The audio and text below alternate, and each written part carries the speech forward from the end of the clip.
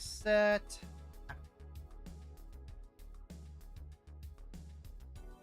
What happens when you spend like over an hour just scrubbing tiny plastic vampires?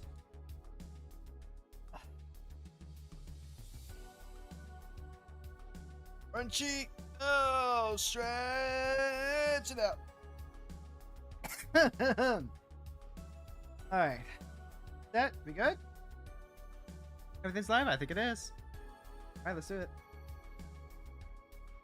Hey there, heroes! My name is Hero Girl. I'm your friendly local neighborhood hero tuber, and this is the Daily Grind. This is that time of the day where we log in and we do our dailies. Today is August 18th, 2026. Tuesday, I'm exhausted. I'm debuffed. I'm debuffed as hell because I had to do like 2 things yesterday. And I've got the 1 thing a day disability. Fucking sucks. I just want to be productive, but I can't. I just literally can't. Anyway. So we've got a fun one today, right? Attack with 30 creatures. Easy enough. Makes it even better is we can go ahead and give Madam Midrange a try and see where she is in the queue. I don't think there's anything in particular from the Hobbit that we would want to put into a villain deck, right? Attack a creature, draw 2. Quick creature has hexproof, it can't be blocked. That's not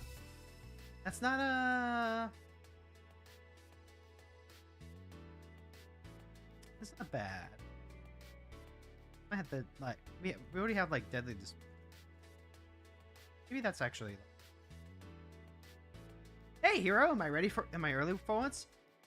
I'd say you're right on time. Unless you were subscribed to the principles my old internship program tried to instill on me, which was something to the effect of, you know, early is on time is late, and late is left behind. I fucking hated that. I hated that so fucking much. You ruined a perfectly good girly by giving her anxiety. I guess I probably had anxiety long since. Definitely did. Oh, yeah. Do me a favor, take out the creatures. Only run villains here. Anything else that we can...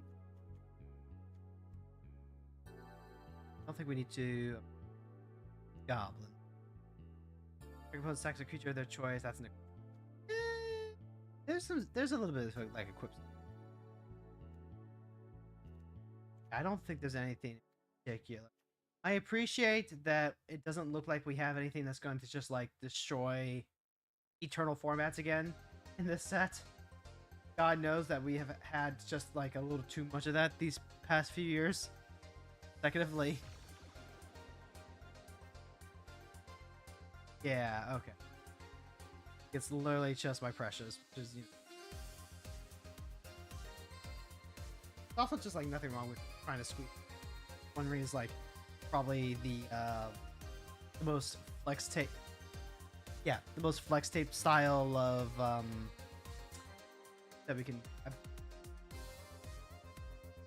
See, this is like a creature, draw 2.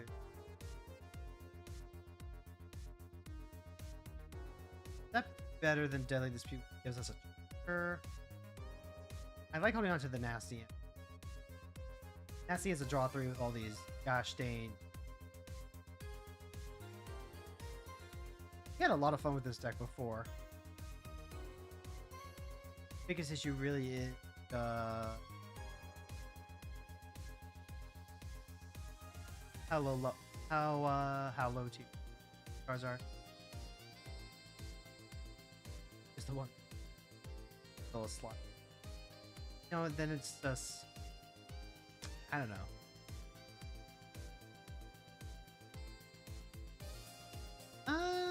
I do like that Deadly Dispute like is the treasure, but I'm willing to experiment. Gotta be willing. The safe that's from the other ones. So let's play some Mana mid-range.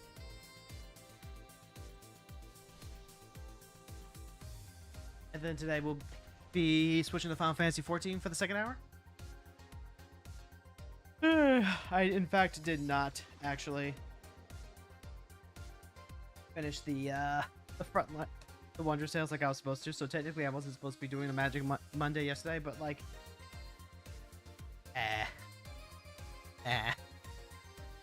the grind wears you down, chat. Don't let the grind rule your. At least for us, like, it's a time to attempt to have some fun.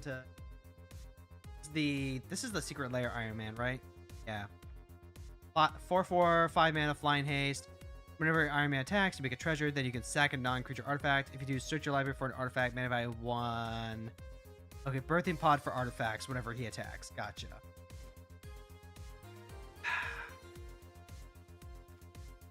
Not enough early stuff. This. Go. Turn 1, surveil. Turn 2. Definitely don't. They have utility. So many. God damn it. Alright. So, Iron Man's going to be coming down in just a couple turns. Whenever mock enters, whenever you gain life, you surveil 1. Let's see if we can dig for some removal. Is that an Iron Man card? It's one of them. Iron Man has like fucking 6 different cards.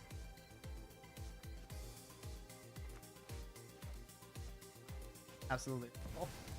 Oh, and they're playing Urza. That's really problematic. God damn it. And Emery? Okay, so now I have to deal with Emery and Urza and Iron Man. God damn it. Just can't win, chat. We just can't win. Alright, go ahead and give me some... I'm a shit! Hello, darkness, my old friend. Too real, too real. Alright, first thing that we do is we always bolt Emery. And then... honestly, it's just gonna depend. I have to use this Baleful Mastery on something. Like, they could go ahead and spin the Urza, or they can go ahead and play the Iron Man. I think I just need to deal with the Iron Man.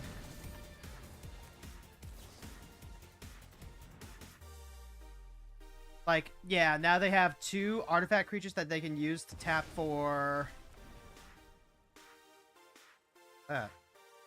Oh, was that... what? Yeah, they tap for blue. Okay. Oh, did I miss something? Oh, right. Baleful Mastery lets them draw. Okay, for some reason I was wigging out. That's 4, 5, 6... One more land and they just get to play Iron Man again. They get to go into a 3-drop rock. I don't have nothing for that. I can play this Roaming Throne. That's kind of cool, I guess. The Roaming Throne isn't going to help me catch up, though. I guess I can play Mock. I need to just, like, start swinging with dudes. What's going to get me out of this? Adam Hydra doesn't do anything by herself. Roaming Throne is at least a big body that gets pressure going. Yeah, let's go with Roaming Throne because that's literally just a big-ass body. Lucky, thank you so much for the 100 biddies. Thank you, thank you, thank you, thank you. Also, Cameron, thank you so much for stopping by. Yep, there's Chainsaw, shoot the Synthoid. Now that gets a rev counter. They have a 4/4. That Urza token is going to be the death of me. At least it didn't hit Madam Hydra, I guess. Which means that the Roaming Throne was a lot better than I would have thought. But also, they will just cast Iron Man next turn. Always going to stop by if I can. Thank you so much. Oh my god, just a free fucking thought monitor. I think we're cooked, chat. I'm just gonna go ahead and save time and like concede now because unless we top deck exactly like some amount of removal that we can't even use because they have the Fugitoid, it's just like it ain't happening. I didn't even get a chance to like get started. That was such a non-game. I needed to find something more aggressive, I think. But like when you go Urza into Emery into you know, literally any sort of haymaker like that, it's going to be a rough game. So we are playing in a more appropriate bracket, so to speak. Like not bracket, but like, you know, the queuing system is going to match us up against something that's a lot more appropriate than what it used to be last season. Remember, chat. Remember, just because you're getting paired against appropriate commanders now doesn't mean that you get to get away with bad deck building. So this is going to be the real test. This is going to be the real test here on whether we've built the deck appropriately or not, whether what tweaks we're going to have to make, and also, like, you know, just good mulliganing decisions. You gotta be disciplined. You gotta make good mulliganing decisions. I probably could have afforded to mulligan a little bit more. I liked having double surveil card to try and like dig. That did help us find removal. But the opponent just deployed threats so much faster than we had answers.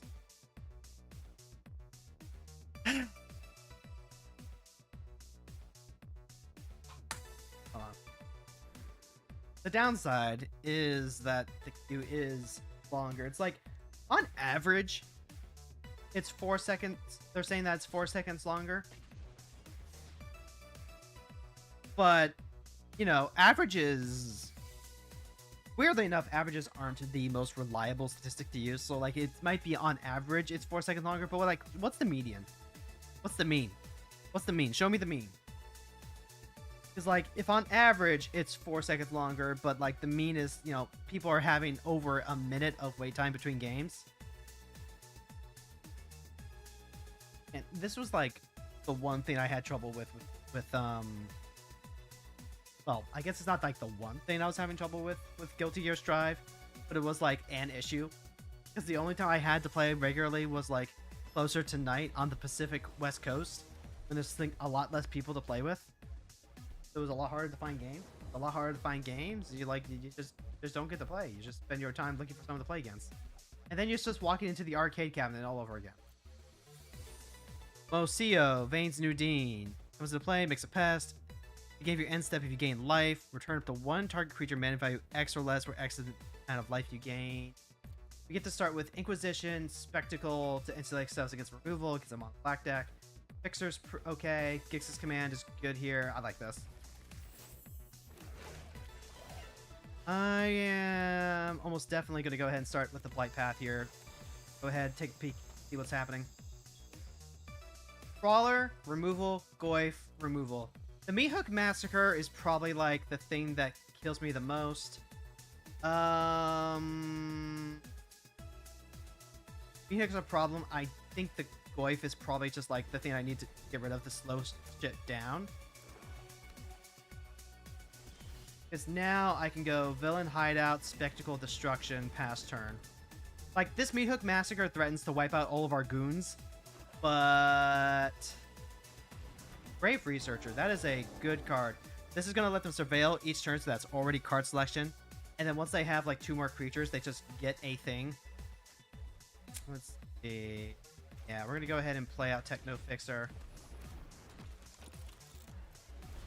Because even if they, like, deign to use a actual spell on it, I might actually just, like, chump block with the Fixer just so I can get this thing going. Shoulder, that's a really good card. I'm surprised that they would actually, like, bend that. You would think that you would just, like, play it, force me to use removal. Because what's Fixer doing? Fixer isn't doing anything, right? Like, this potentially draws me cards, but more often than not doesn't. Okay, so yeah, they're going to go ahead. They'll play a guy. And then I'm going to go ahead and surveil real quick. Especially now that I know they don't have opposition agent ready. I'm going to surveil that away. Black Cat. That's probably better than a 2. We'll go ahead, throw that away, chump here, get a Spectacle of Destruction going. Now we just get a free spell. Get the Precious. I can go Madam Hydra. That's not really what I can afford to do right this second. Let's just go ahead and grab Cat.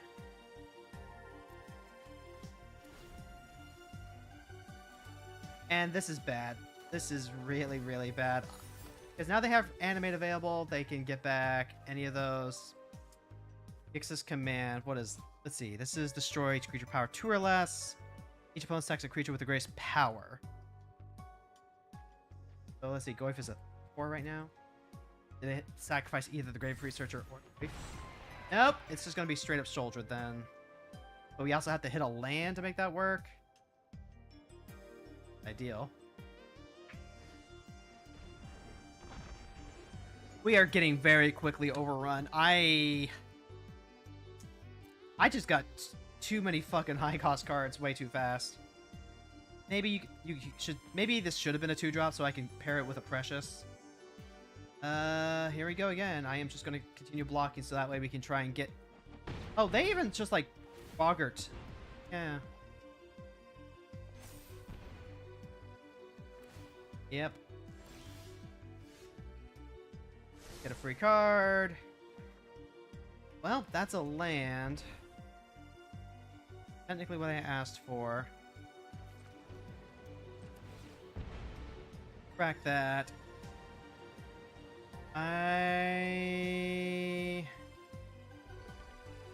Well, it's going to get rid of everything but the Grave Researcher, and then the Grave Researcher is just going to do shit too. Au revoir. Destroy each creature, each opponent's sacks. Do what we got it, I guess. Let's see. Dr. Doom enters, you make 2 colorless robot tokens. This only works out if they don't kill it.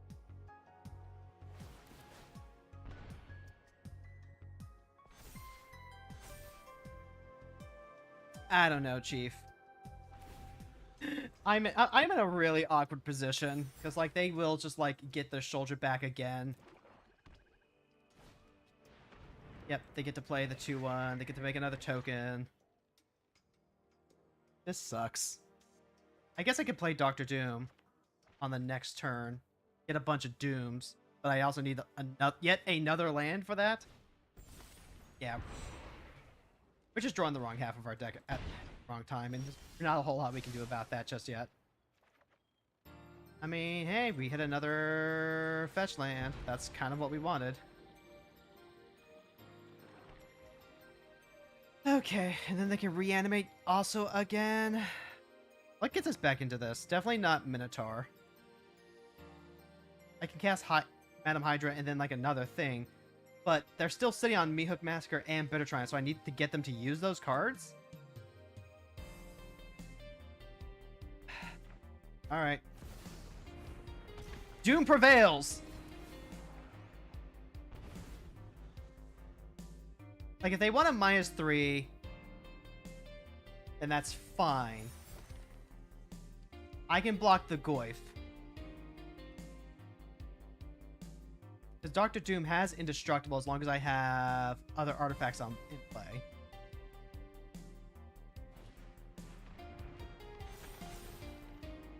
X damage to each opponent. Okay. Okay. I mean, I do just get to, like, kill the Goif now. Oh, wait, hold on. I don't get to kill the Goif. Because then he just wipes out one of my tokens. Maybe that's fine. I definitely can't afford to just, like, take the hit. I can block with Doom and they can keep a Goif. But the issue is that they just get to, like, bring back the Goif. God damn it! I hate this! I hate where we live right now. We need someone needs to shoot off a rent-lowering gunshot.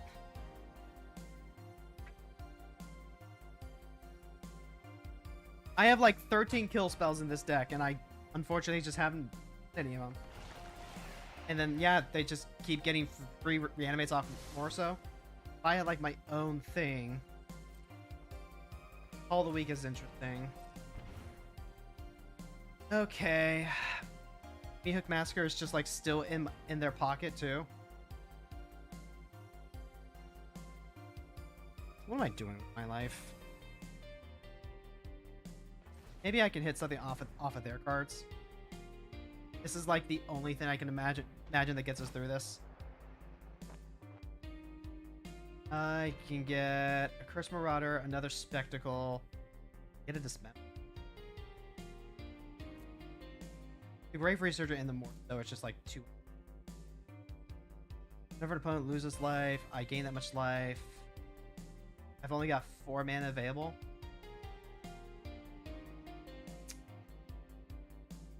Number of party members I have, I could... Yeah, I'm just gonna pick this up. We got our ass kicked. That's disheartening. But, you know, just take another quick look through the deck. Just to, like, confirm that this is just, you know, bad RNG. Because, what? We are playing with 8 5+ drops, and we just, like, drew a ton of them. Like, we're not getting any time to actually set up. Versus decks that are getting in really fast. Oh, what the fuck? Where's my... Did I really get rid of, like, all my 1 mana? Well, that's crazy. Why would I do that? Because I'm running 38 creatures. It might be. It might be. Yeah. Oh my god. I'm not running the removal that I thought I was. Okay. Usually my sweet spot for removal is like 13. But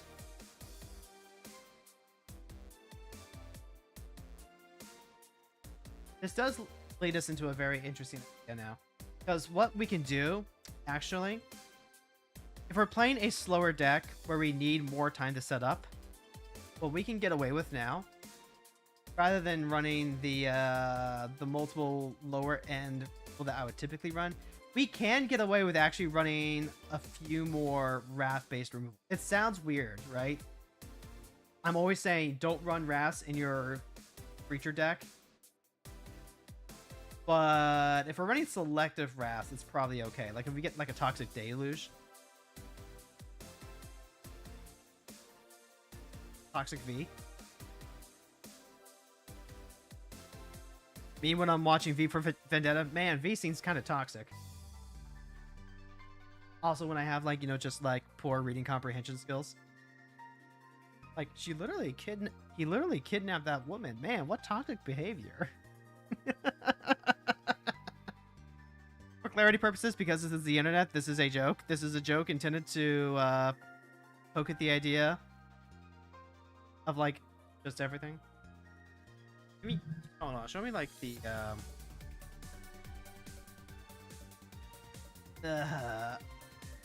I don't like Roaming Throne. I don't like it at all.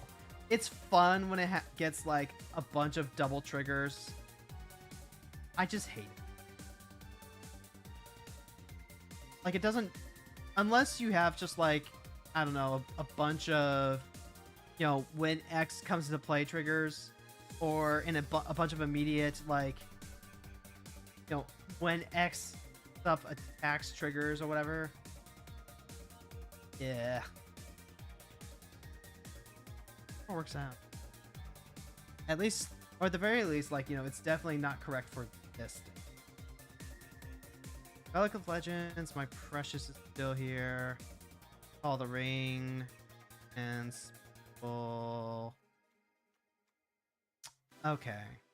1, 2, 3, 4, 5, 6, 7, and 11. That's still like 2 less than what I would typically want. I think part of that's because we are running like all in the week here to try and like turbo out more cards. But maybe that's wrong. Yeah, maybe I'm at the point now where I'm supposed to take out things like Call the Week. But that does actually accelerate a lot of our bigger stuff. Hard to say. It's hard to say.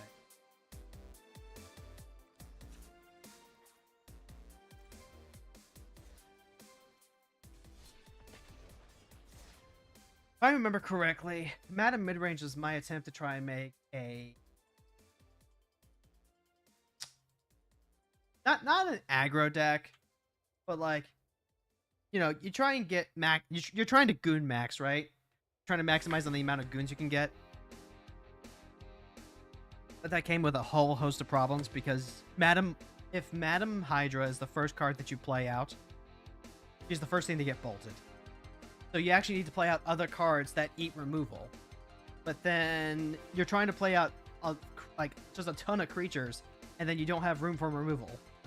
So actually, I'm going to need to reevaluate exactly which goons I'm running.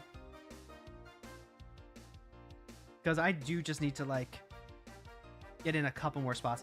I don't know. I'm trying to get, like, this balance here between, like, just pack more removal into the deck, but then also if you pack in enough draw, you're going to be able to find the removal that you do have. Doing maxing? Just crank it, Soldier Goblin. Real. Alright, Lorehold the Historian. Each instant sorcery card in your hand has Miracle 2. Beginning of each opponent's upkeep, you may discard a card and draw a card. That, in theory, should be an easy one for us to deal with. We got Flare of Malice. We can go Mac. Fel the Profane is going to have to be a land? I don't like that. We got Crook here. This one's difficult. I feel like we could make do with this. They're playing red-white, so Fatal Push will help deal with any sort of Ocelot Pride shenanigans they might have. I'll try it. Okay, you know what? That pays off. No! That's unfortunate. Yeah, get rid of the Mother of Runes. Now I've got 2 cards I can't cast. That was the, that was just always going to be the issue. Land tax? Joke's on you, buddy. I don't have lands.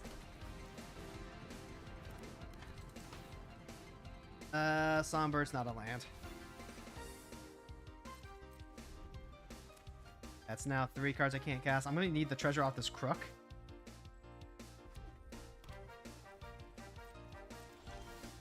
I mean, if you're just going to, like, you know, give it to me, then, like, sure, absolutely.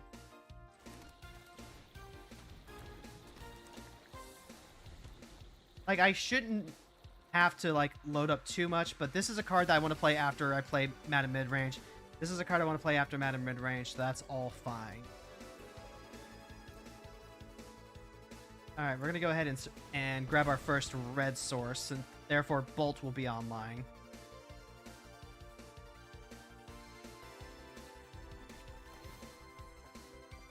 And Fixer. Is Fixer, like, any good here?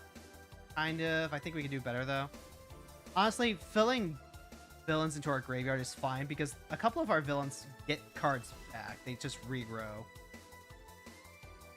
This only gives us extra... only if we have a basic in play, or only if it comes into play, huh? I mean, I'm not gonna not. We can Crimson Operative, exile the top card. I could also go, like, go into Madam Hydra. I could do that to set up for next turn. I don't mind doing that. They've got quite a bit up. I could go Flare of Malice. Let's think for a second. Alright, I'm done thinking. The Dark Fortress is not going to tap for red. So let's go ahead. We'll play Madam Hydra. They'll probably kill her, and I have to be okay with that. They did not kill her. I can Flare of Malice and get rid of Lorehold here. Yep. Okay. Am I willing to take the 5?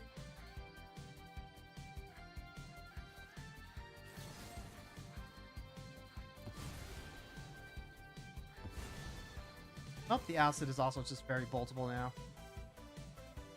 Let's go ahead and get rid of that now while we can. Make sure that all of our red sources are set to go. Okay, cool. Maybe cast a spell mana value 4 or greater. That's kind of what we're into, right?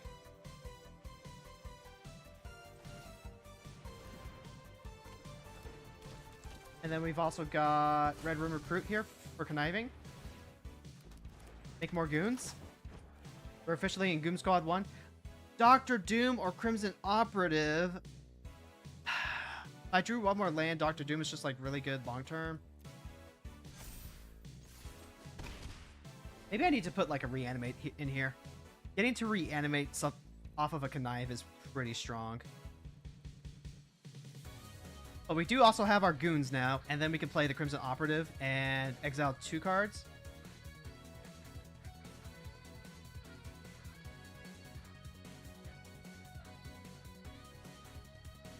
And like, we've already gotten our value off Madam Hydra. Yep, okay. Madam Hydra dead. Go ahead, bring her back. That's whatever. Duress use.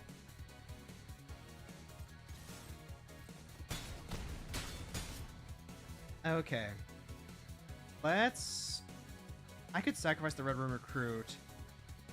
Try and... like...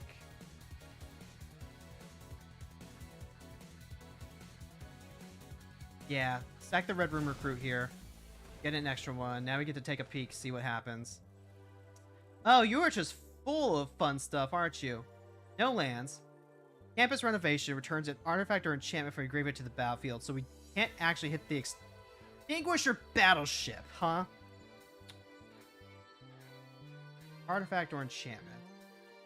You have enchantments aplenty, including one that would protect Dragon. I could try and get cheeky and take away the Arcane Signet, but then they could still get the renovation and get it back. Capstone kills us, Extinguisher Battleship kills us, but I think I just need to take the renovation.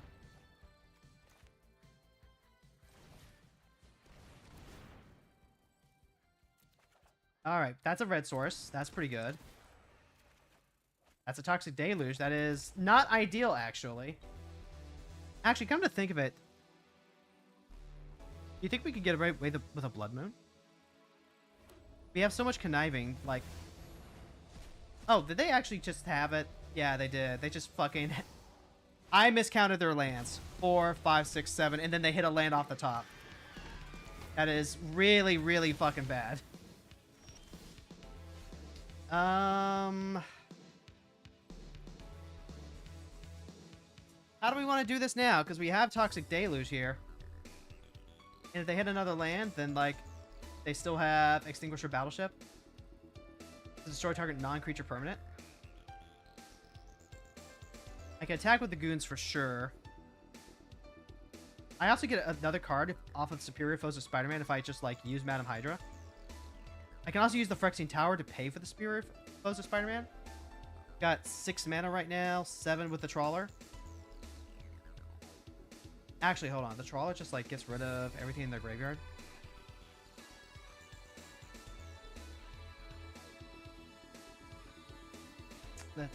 Let's go to combat. Attack with everything. Like, we've got a daily to finish out here, right? Yeah, okay.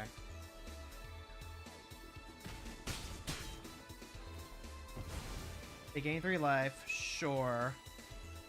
I can still play Madam, but instead I'm just gonna go ahead and the graveyard. Now I guess we're just gonna lose Toxic Deluge.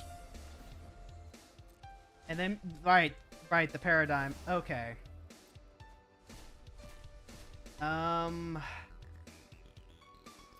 It is what it is, guys. It is what it is. They can cast the dragon, they can swing for 5. They can also just leave things back. I got nothing. We have no agency right now.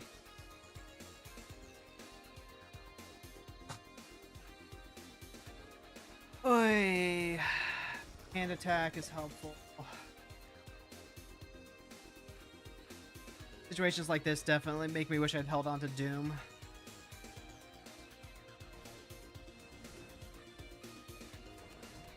Yep, there's the Signet. So we are going to see the Battleship come down next turn. Probably. Very likely. Go to combat, attack in. Path to Exile, really?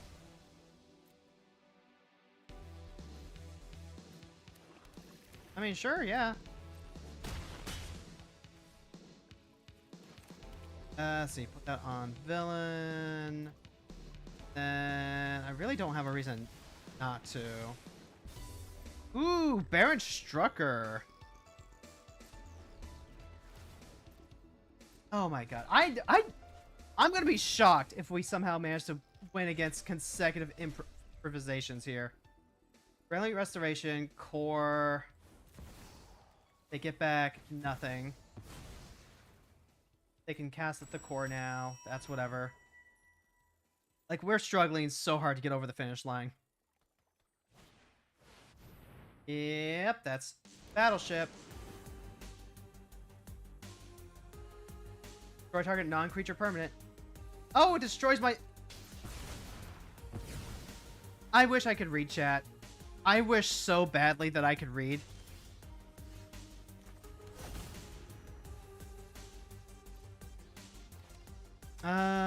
Hold on. This is what? 5, 3, that's 8. 3, 4, 5, 6, 7. That's not enough? And... that sucks. Villains you cast. Whenever another villain you control enters, you can have a connive. Alright. You've got Paradigm. I'm out of gas. Man, we're having a rough one today. Here, let's take another quick look just to be sure. We have to play some pretty low quality villains until the next Marvel set comes out. I'm playing Vampiric Tutor. I am. Okay, that. We got Thoughtseize, Inquisition, and Duress. We have our hand attack. All the week is part of how we get our big expansive cards out. Nasty End. I'm still not quite sure how I feel about this. Like, being able to give Madam Hydra Hexproof eventually is okay. But also, this is kind of exactly what I was talking about with, you know, the reason why you don't play Wraths in creature decks. Because one, they're dead draws if you're playing against decks that don't care about having creatures on board, right? That's mitigated because we do have a lot of connives, so the cost there actually isn't as dire as it normally would be. But maybe rather than that, we want a shoulder to eat. It could be... I don't know. It's just really gonna take a while. Ideally, I could shave down 2 creatures, but what are we shaving down? Synthoids are good for digging. Super Adaptoid is surprisingly decent, actually. Hydra Assault Robot. This is a villain that I like being able to get down before Madam Hydra. Yellow Jacket is not fantastic, but the lifelink has actually mattered quite a bit, so I'm willing to experiment more with that. Ultron's Auxiliary. The artifact is put to your graveyard from the battlefield. It's a counter. It's kind of like a 1/1 artifact, but also there's a ton of artifact synergy in the deck, so maybe we can lean into that. Songbird Sonic Screamer is kind of similar. It's a 2/1 lifelinker, helps pay for and it having flying. Flying if we just like discard a card. Remember crew. Actually, why don't we have re? We have so much connive in here. Am I dumb, actually? Actually, not just reanimate, but lively dirge. Yay, more Hero Girl Magic gameplay! Yeah. Actually, now that I think about it, why wasn't I playing lively dirge before? That seems like almost a no-brainer, right? It's neat they gave you some of the jumpstart cards. Are you talking about the Hobbit riddles thing that just came out? We have it right here. Oh yeah, the riddles in the dark. Honestly, it wasn't bad. Like, it was cute. Oh, no Marvel? I mean, I'll gladly take having more cards over not having cards. I still kind of have an issue with the Jumpstart, you know, existing period, but if they were going to make Jumpstart, I'm glad that they did make them available on... Yeah, Hammerhead lets you sack a creature or artifact to get a counter. Techno draws cards with artifacts. That's probably the biggest reason to keep any of the artifact goons. Common Crook, Agent of Hydra, those just replace themselves, that's fine. Ultron, I haven't seen him really pop off just yet, but I think we're gonna get there at some point. Maybe it's let's see, I could probably cut Ultimate Green Goblin. He's a massive body, but starting to get bitten a little bit by him through my hand. Doombot, good. I haven't had a chance to try the Crimson Crossbones. Wait, wasn't Crossbones the fucking guy they were trying to hunt down at the start of the Civil War movie? Abba doesn't have a jumpstart set hero. Well, why are you making fun of me for that? Why are you making fun of me for my ignorance, Fran? Huh? Fury of Foes. I think Carnage. Carnage has like a lot of fun synergy with projecting there a bit. I mean, probably.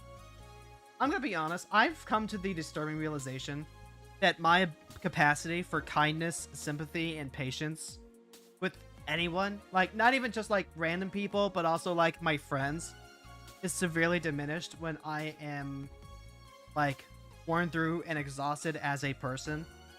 Unfortunately, if kindness is a skill that you need to practice and get good at, that means kindness is something that you have to actively work on.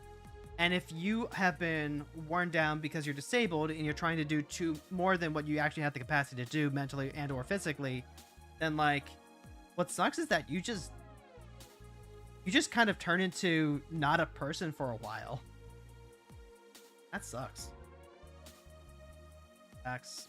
I don't want to cut Black. It might just have to be cut Madam Mask. Like, as cool as she is, and like whenever she triggers, you get to make more goons. I don't want to cut Madam Mask though. She's like some of the fun. Like Minotaur is kind of fun. Doctor Doom is kind of fun. Like these are the fun cards that I don't want to cut. Like, I'll cut Goblin. That's fine. Go ahead and we can put in the Lively Dirge now. I would agree with that take on kindness. Yeah, I thought you might.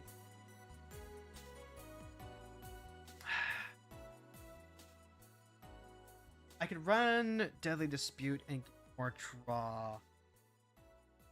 But I want to do that. Nasty End is like a 3-card redraw. It'd be awesome if I could just like play a Phyrexian Arena and then just like have Phyrexian Arena sit there.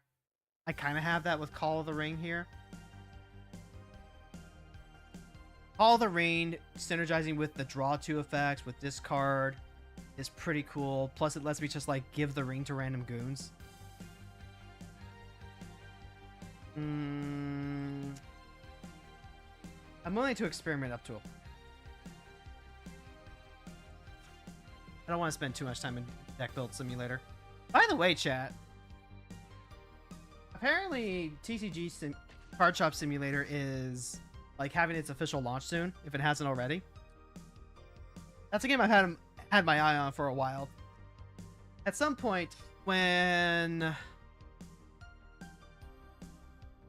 we get to the point where we just need that like chill out games. Like I almost wasn't playing Magic today. I was almost being like, oh god, we are just like so worn down. Today needs to be a train day. But I was like, but I really do want to play Magic. So we came out and we're playing Magic. But it was almost a train day. Someday we'll be done with train. When that happens, we might different Yap Sim to play.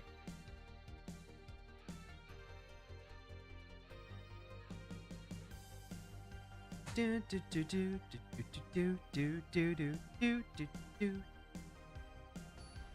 god. I still have to go grocery shopping today too, is the kicker, right?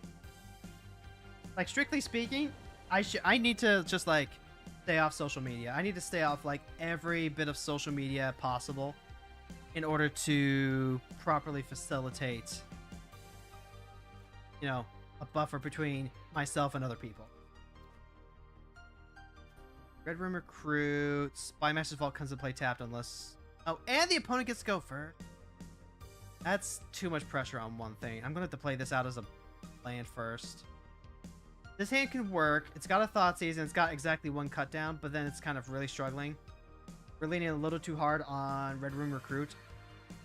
I think I need to be disciplined and mulligan again. Okay, this works. This works. Oof, feel that? Yeah, exactly. Storchy Cat, thank you for joining us on the YouTube side. I'm gonna keep 6. And I don't have the redraw ability to, like, use my gun. Like, I don't have the guarantee that we're going to hit the lands that we need. I need everything to be castable. Gix's command helps a lot. So let's go ahead and, hold on. Dark Fortress. We have a... Activate only if you could... Activate only if this land entered or if you control a basic land. I need... This is awkward. This is really, really heckin' awkward. So, I am just going to go ahead and shock myself, like, immediately. I don't want to use this Vampiric Tutor to grab a land if I can avoid it, but... Greenheart and Tucker's bad. Trailblazer is bad. Anything else is that... Library of Alexandria.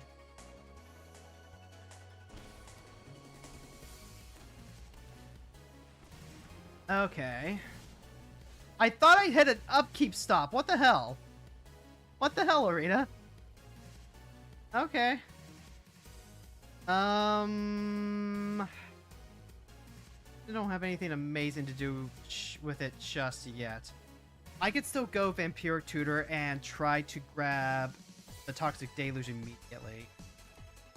And that might be what I need to do. So they'll get exactly 1 turn with the Raphaelis, and hopefully we don't just, like, biff it. Oh, now you're asking for my priority. Now you're asking for my priority? Okay, you can have priority. I am so mad right now. I am so mad right now.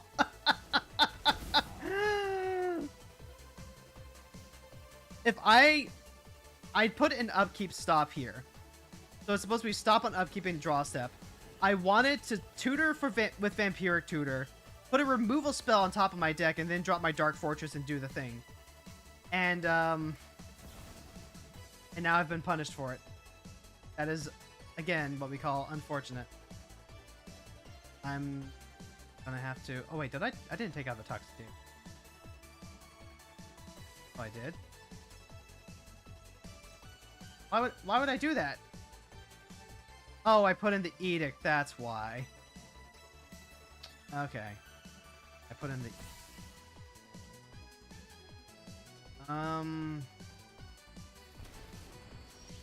That sucks.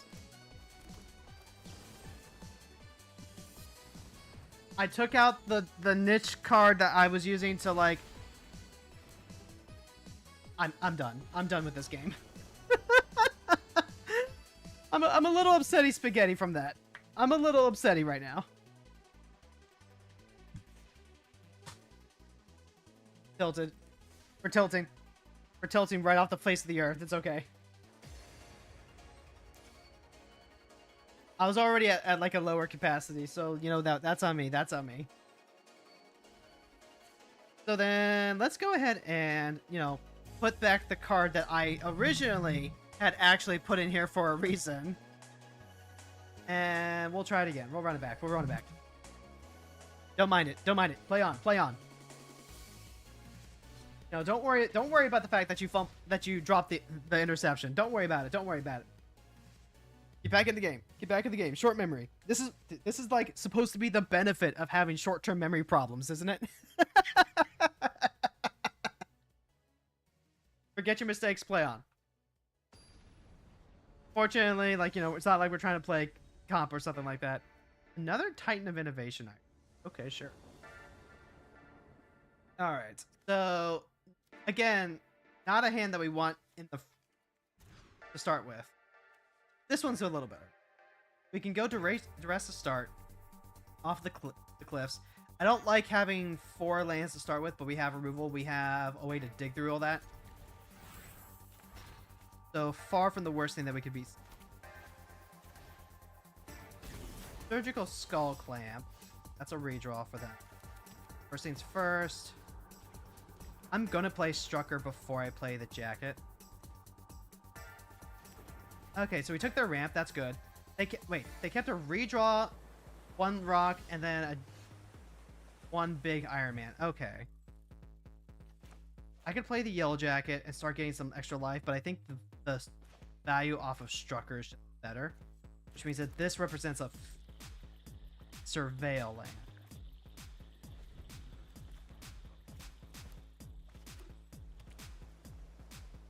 Alright, they're gonna go ahead pass turn. That's fine by me. This is just like, what, 3 mana return? That's a whole turn that they have to do to spend that. Raucous Theater, nope. Get that thing back where it came from, or so help me. Put that thing back, you guys. Put that thing back where it came from, or I'll poke myself in the eye. You know what I'm talking about? I'd probably play the tower first, yeah? They do just... Okay, so they are just going to spend their whole turn to put Strucker back in my hand. That's cool. Iron Man gets to come down. Let's think about this for a second. I've got Vampiric Tutor as an option. I can play at Strucker still. If I play out this Catacombs, I can always grab a Swamp for that. But then I leave up the Baleful Mastery, and they potentially, like, just get a draw off that. I could take the turn off. I could play the Baleful Mastery on them, and then still Vampiric Tutor if they don't. Let's go past the turn. Because I can still use Vampiric Tutor to grab, like, any number of things if they don't. Is that the one dude from Monsters Incorporated? The one who always gets cropped out? Yeah, that was a little Mike Wazowski action for you. Okay, so they're going to go with Tezzeret. Yep, Tezzeret gets another counter. Yep, that's another Signet. So then I get to find something that deals with Tezzeret. Okay. First things first. Always fetch before you play your tutor. We get to go ahead. That gets the interplay tapped. Then we're going to Vampiric Tutor. And now... Let's see. We have to deal with Tezzeret. I would like to deal with Tezzeret and also the Iron Man that's coming out. Player of Malice is one way we can do that. Actually, the Deluge doesn't get there. I have Bitter Triumph that just, like, kill him outright. Bitter Triumph to just kill him out. I also got Dark Ritual if we need to, like, pump out a ton of things, but I really just want to kill him. Normally, I would really want to actually just, like, get some harder value. I hate having to use this to grab removal specifically, because I would prefer it to grab a... Oh, this exiles target creature or planeswalker action. So yeah, go ahead, let him draw. Now we get to untap. We get to draw. Here's Phyrexian Tower. And... yeah, we'll just go ahead and cast the Baron. Cast the Baron, pass turn. I need my tutors to work hard. And now, like, here's the awkward part, right? Like, the game has just gone long enough that they could just replay Iron Man, even if they don't counter this. They can sacrifice their Signet. Yep, Spell Snare. That's fine. Iron Man gets to punch us for an extra 4. Sacrifice that. They grab a 3-drop.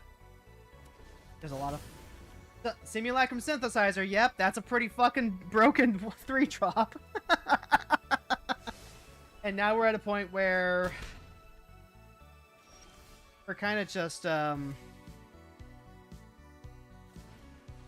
just going to be struggling. Like, go ahead. Let's see. Reanimate does not have a target right now.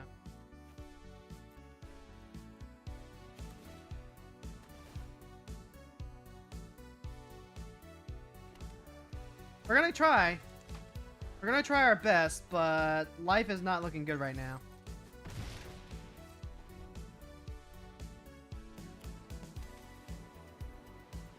Because now every time they play an artifact that costs 3 or more, they get to make a giant construct robot.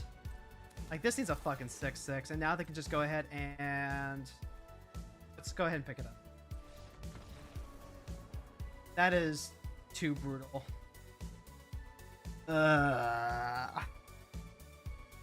I'll say this, at least it's not against high bay, because at least when it was against high bay, we just had like almost no shot unless we had like the turbo hand, right?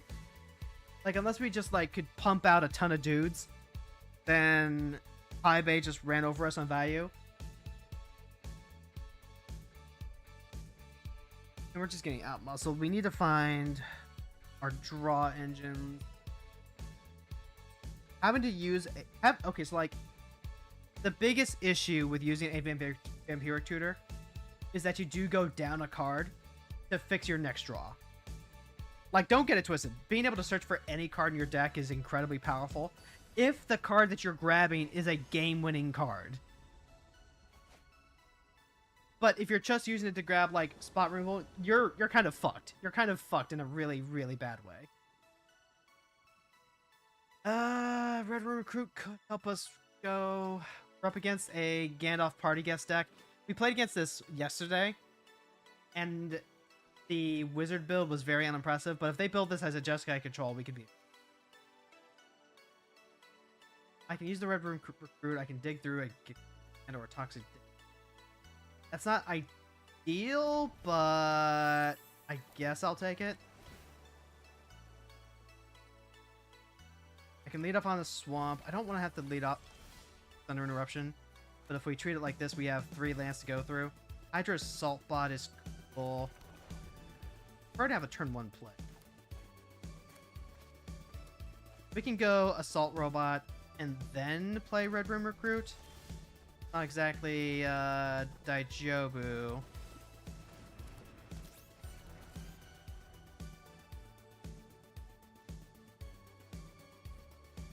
Like, here's the big tension point between playing mana mid-range, right? You need to play creatures early, so that way your opponents... I see that they are also on the wizard plan. Okay. Draw a card, then discard a card, put a study counter. They can play... They're probably going to play Gandalf next turn. Do I play the Toxic Deluge this turn just to get rid of this? I might, but then we also have Gix's command on the next turn. That's a good question. Because we can pay the 2, treat this as a 1-for-1, set them back a little bit. But if they're playing like the wizard build... See, this... Wait, no, this becomes a 2-3, right? It becomes a 2-3. That's probably worth running out. Because then... Village Rites, drop the Eruption. Let's grab... Arid Mesa could represent a Shock Land. Can also represent a Surveil Land.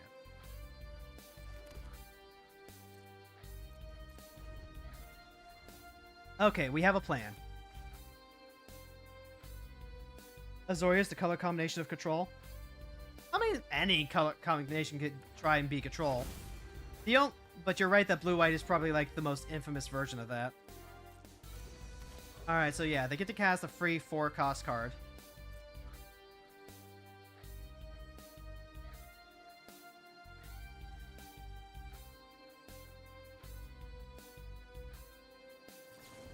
They're gonna cast Prismari Command, blow up my robot.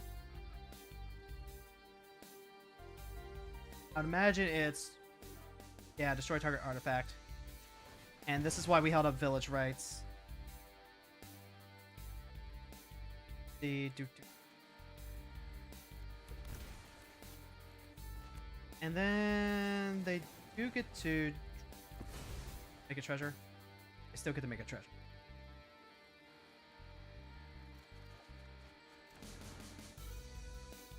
And I don't mind losing the Red Recruit here. You can get stuff back with Gix's command, that's whatever. Ooh, and Dark Ritual? Oh, that might actually... Hold on. Dark Ritual puts us up to 6 mana. What could we do with 6 mana? We could Ares God of War and then Toxic Deluge. Or we could Toxic Deluge, then Ares God of War. Ares attacks each combat. Whenever attacking creature you control dies, return that card to its owner's hand. I want to get rid of Gandalf, so go to combat, attack in first because it's just free.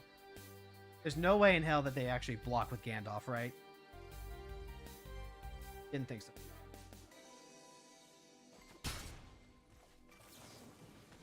Alright, so we're going to go ahead and do this. Go ahead, pay the 4. Greatness at any cost. Yep, they're going to go ahead and take a free loot off that Scholar.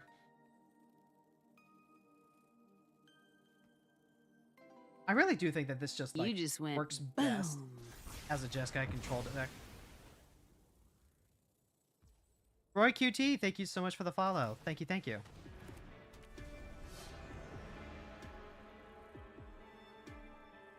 Welcome to the squad.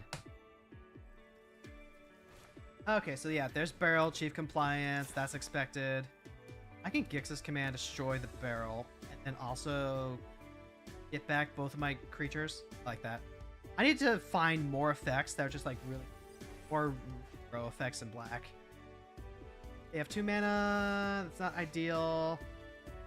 Whenever another artifact is put into your graveyard from the battlefield. Okay, go ahead, put that on black. Go combat, attack in. See if they do anything. 3 mana could be counter magic.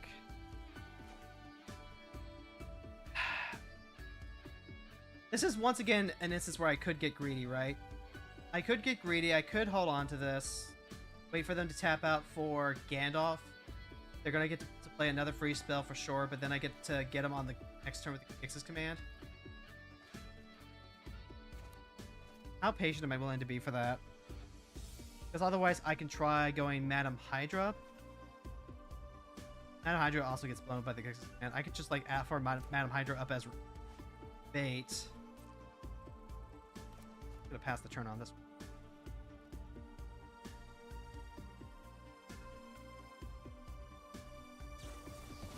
one. Okay. So guys, Surveil 2, draw 2 cards. Well, that also ate their treasure.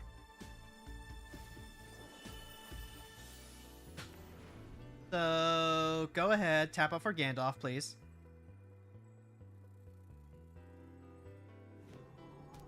Come on, you know you want to. You know you want to do it. Go for it, please. By all means. God damn it. That goddamn Paradigm card again. And they get part the wheel. Okay, I'm not wasting my time. I'm done. I am too I am too tilted for this today. I'm sorry.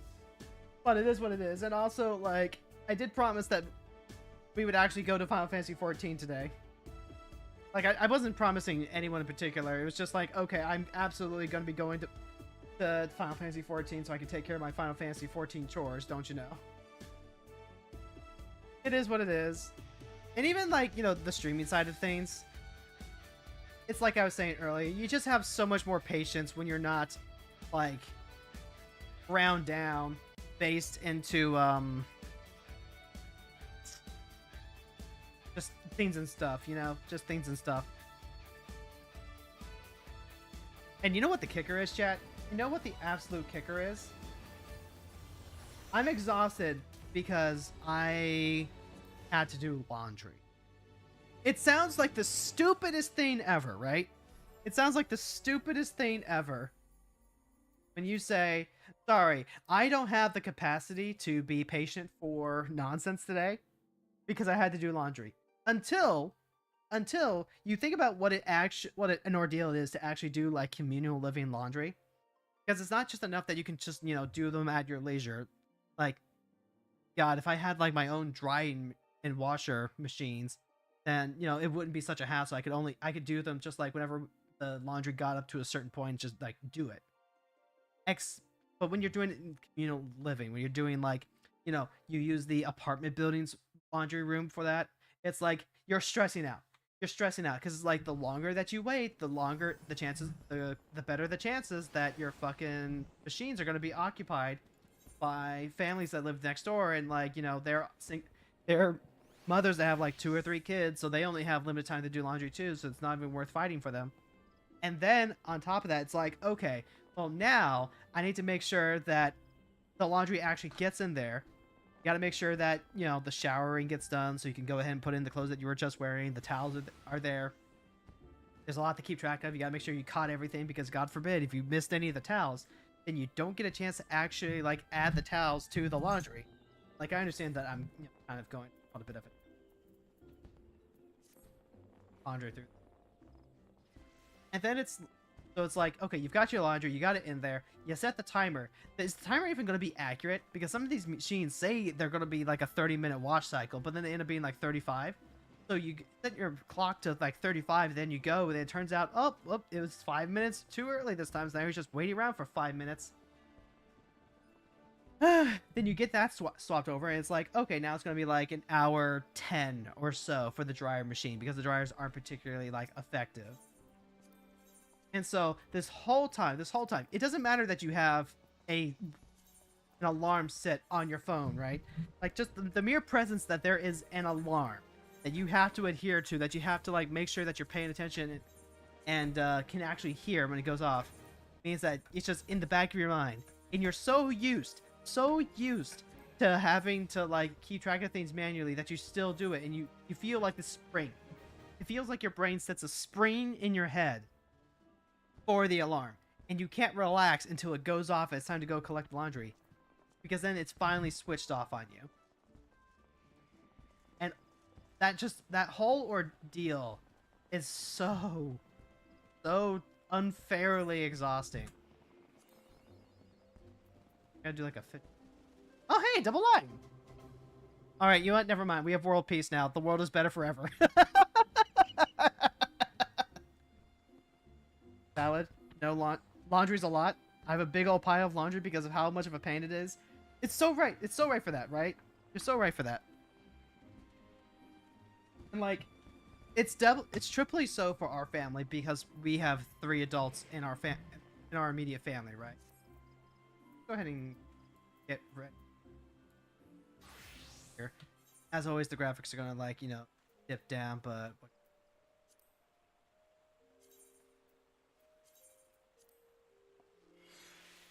So, like, the biggest issue, we've been trying to do this over the weekend when my husband can actually help me out. Because when my husband can help me out, it's significantly less stressful. But then, at the exact same time that I'm doing all this laundry, I do our weekly cooking. To help save money, so that way my husband doesn't have to, like, get Tim's every time he goes out to work. I make breakfast. I make wraps for him that he heats up and then eats on his way to work on the commute.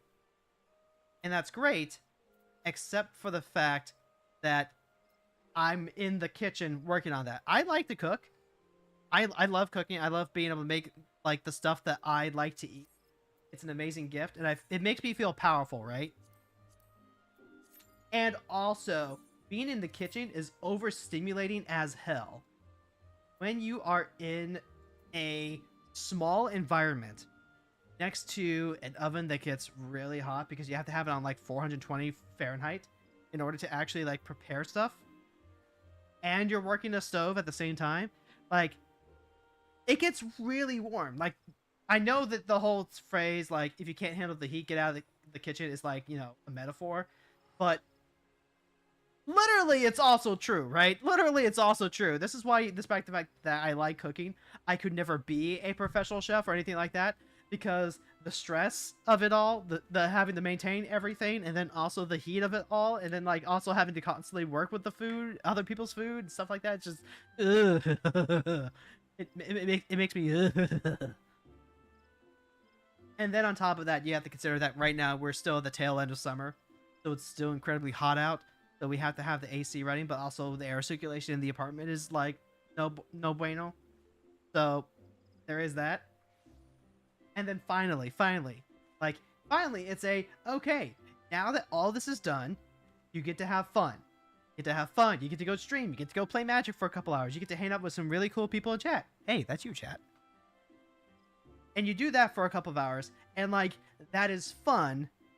And also, that still drains on your energy a bit because you're in entertainment mode.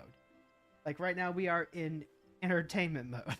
I'm a little more animated than I am normally because you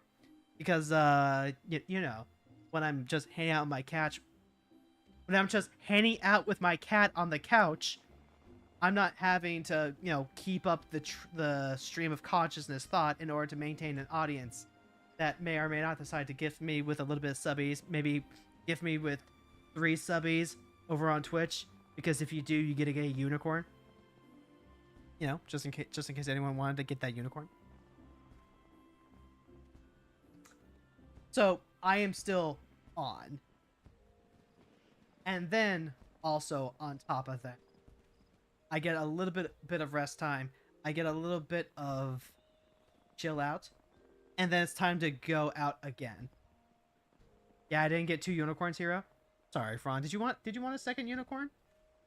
Did you think that you would get a second unicorn from doing it multiple times? I'm pretty sure you can only do that if, like, you know, you have multiple Blorbos. But like you only have like the one character that you're currently playing. Last I heard, you weren't giving your old lizard. So like, you know, I don't know how you would have to. I only got 1 code. Maybe it's only like per Twitch account then. Sadly, very sad. But no, to just kind of round out the whole thing. And then I drive out to the game shop, which is again a fun experience. This is a thing that I do with my wife, and we have a good time. But also, we're driving through Vancouver suburb traffic, right? So there is inherently a lot of watching out for other people and making sure that, you know, you aren't accidentally getting lost in the audiobook that you're listening to and just going, you know, slamming on the brakes because you got to avoid the fender bender, because God help you if you get into something like that, you can't afford to replace the car. And it's just, you gotta do that on the way back too. And it's just, a human being can only do so much in a single day. And we like to think of it as a, you know, you can be incredibly productive. You just gotta get out there and do it. When the reality is, you are doing so much. Even if you do things for fun, you are doing so much. You are eating away at the energy reserves. Your mana, by the end of that, your mana is depleted. And depending on how much mana you had to spend earlier in the day, you might have been dipping into reserves that you don't have. And unfortunately, that's kind of what happened to me yesterday. By virtue of adding laundry on top of everything else, that was just a wee bit too much, and now I'm suffering debuffs. And really, that's all. So, you know, as much as I wanted to play Magic today, I think the responsible thing to do would have been log into Final Fantasy first, do my dailies there, get out, play some train game, chill out, talk to cool chat, ask them about movies that they've seen, ask them if they're going to go see Doomsday, if anyone's into that Marvel stuff. Ask them if, like, you know, they think that Phase 2 held up at all. Maybe get some feedback on, like, you know, discussions with the anime 3x3 essay that we're working on. Do a little bit of info dumping about Blood Bowl again, because, hey, you know I'm on that Blood Bowl grind. We're going to be talking about Blood Bowl for quite a few more months. At some point, we'll put out a video about it, and then other people will get a chance to talk to us about it. Okay, but using the mana metaphor makes me really wish we had a mana potion to instantly regen social and emotional energy. God, if only, right? If only. So, like, here's the thing. I can temporarily get some of that back if I have, like, an energy drink. If I drink, like, a Monster or a Rockstar or something like that, I am in the I am in the wrong neighborhood here. Whoops. Anyway. But what I found is that if I try to rely on the energy drink, that's actually worse than just like doing normal energy stuff. Like I can have a cup of coffee in the morning and I like the taste of it when it has like creamer and stuff in it. I don't drink my coffee black. I like things that are sweet. I don't like bitter. If I try and rely on the energy drink to supplement the the mana issue, I crash out so much harder because okay, you've gone ahead and just like injected a shot of adrenaline directly into your heart. Well, now your heart's acting crazy and now your body thinks you're dying from a heart attack. And if the doctor's right and I do have generalized anxiety, then I'm pretty sure I've just convinced my body that the house is on fire and that I am doing absolutely nothing, which is needless to say pretty fucking awful. So, you know. Okay, yeah, energy drinks, coffee exist, but the drawbacks of using them regularly are brutal. That's what I'm saying, man. That's what I'm saying. Like, it is brutal. If I could have a, basically, if we had a pill to help out with this, the way that the lactose intolerant girlies have lactose dairy digestive aids, we could rule the world. We could literally rule the world. Right now, the best thing that I can do is, like, maybe get ADHD medication. But here's the secret, chat. Here's the secret, chat. Trying to find a psychiatrist who is willing to prescribe medicine to help me out, even if I got it on the first one, right? Finding someone to do that is also doing a thing. So, either one, I have to just like keep putting it off until I have a day available to do the thing. Or two, I am just going to have to plan to have a day where I am debuffed and adjust accordingly. And given the quality of life upgrades that getting onto medicine would give me, it is looking more and more frequently like that's probably going to be what.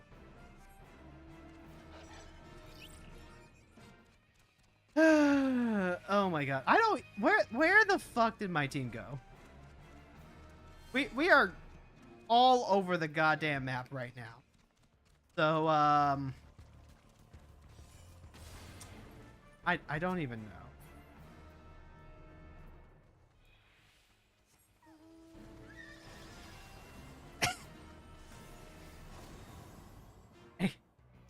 That's how my yesterday went before and after stream. And I'm never going to shy away from like having to talk about mental health. That is in fact the goal here, is to help destigmatize that and also like, prep people for when I become really unhinged. The goal is always to keep it light, keep it funny, keep it entertaining. But there is just like an inherent absurdity to the way that disability works. And I'm glad that, like, the audience that we're cultivating here understands that. That actually makes me feel incredibly... What would you say? Heard? Yeah, heard is probably about the right way. I gotta take a sippy. Hold on. Okay, that's good stuff. Literally just water, but that is good stuff. Actually, chat, hold on. I've got a question for you, so maybe we can crowdsource this. What is a good alternative to soda, like ginger ale specific? And don't say water. Don't say water, because if it was as easy as switching from soda to water, that would be one thing. The reason I ask is because my husband drinks 2 cans of ginger ale a day. He started bringing cans from home to work rather than just like buying a liter of soda while he's out, which is incredibly worrying, right? It's incredibly worrying because, like, you drink 2 cans a day, and he's just gonna disappear. My red bearded husband is gonna disappear before I have a chance to like grieve his sugar-laden body. Kool-Aid? I mean, I guess Kool-Aid does match on sweetness, but the issue with Kool-Aid is that it doesn't have like the fizziness, right? Like we have to find something that satisfies the taste, so like there is like the sweetness, and then also satisfies the stimulation that comes from having, you know, fizzy pop. Me, I drink like, I don't know, half a soda at most in a single day. Like when my husband goes out on the weekend, he'll ask me what I want, and I'll tell him, yeah, go ahead, give me a Blaha Blast. And then he'll come home and with like a small 1 liter. So I get that 1 liter, and that 1 liter typically lasts me like, say, 3 days. I have a little bit with dinner on Sunday. I have a little bit for lunch on Monday and Tuesday. Maybe I'll finish it off on Monday or Tuesday, depending on if it's Costco night or not. But like, it's just like it's a combination of the taste and the mouthfeel, you know, the little bite you get from the fizziness. So like, we could get a carbonation machine and we could try like carbonated Kool-Aid, but like, is that actually gonna work? And also, like, doesn't Kool-Aid have a ton of sugar in it? I don't know if that's actually much of an upgrade.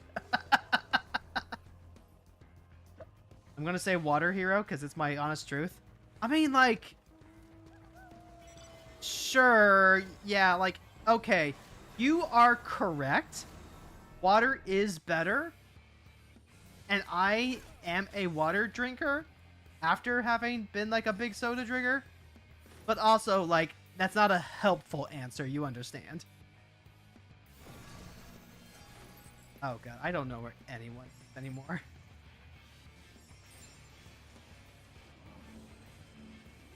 And this honestly just sounds like a Northern Line bit waiting to happen, because he's had this before, right? We've been watching NL videos on the Librarian channel. We've been watching all the clips. So, like, we saw the whole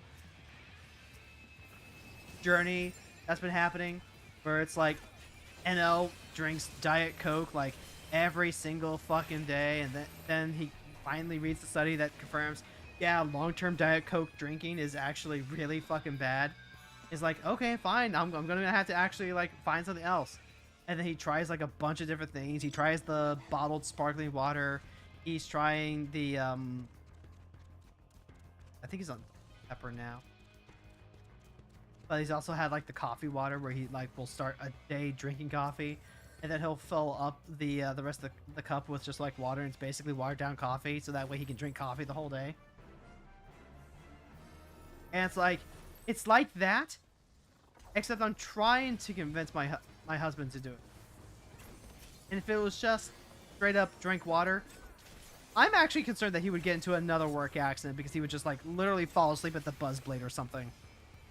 So we have this combination of, okay, we need something that actually like gets him caffeine and keeps him stimulated, and also it's something that he enjoys drinking. Like, that's just the biggest hurdle to getting anyone to turn into a water drinker, right?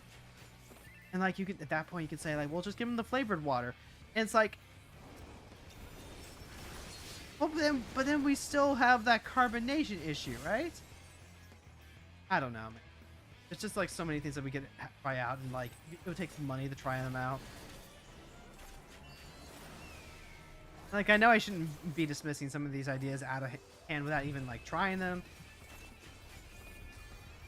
but at the same time, it's like, you want your partners to live a while. You gotta find that balance between like actually being able to take care of them, without, you know, trying to, you know, nag them into the behavior that you want. That's just that's a non-starter. Oh, I died again.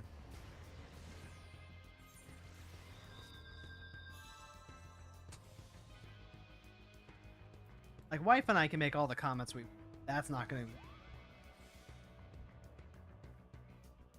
I would consider it a win right now if I could just get him to cut down from 2 cans a day to 1 can.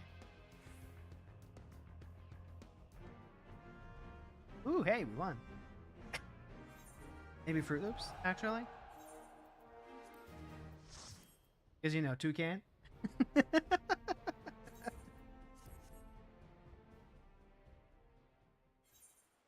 Okay, let's see. Where are we on the PvP scale? Because like, I am so close to being done with this. I am so close to being done with this, and I don't want to keep doing PvP. But we got to. For the Emperor. See, this is Binding Coil Bahamut turn. Think that.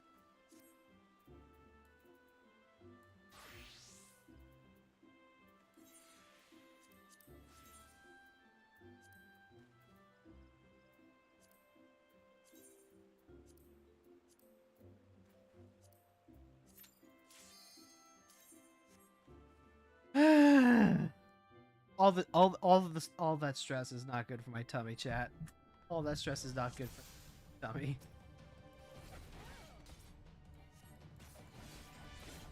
Someday when the big rebrand goes, like we're gonna end up being like, I don't know, a neurotic librarian or something. Could you imagine? Rebrand of the century. Go from superhero to just trying to be, you know, hot girl Clark Kent.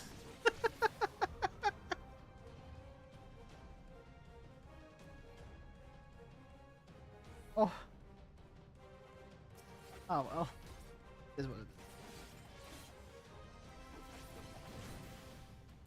But hey, you know what? We're still here. We're still here and we're still having a good time.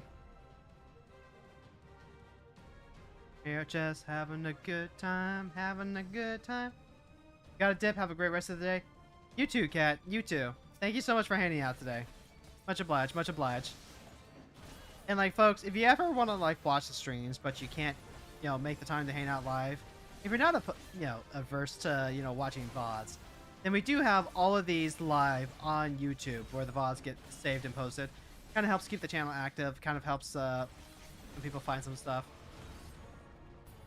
If you're watching the stream right now, don't forget to leave a like, subscribe if you haven't already, and tell people about the stream if you think they'll enjoy hanging out. Alright, that's one more. But just do like another... Yeah, go to the vault. Out. Get my new Wondrous Tales.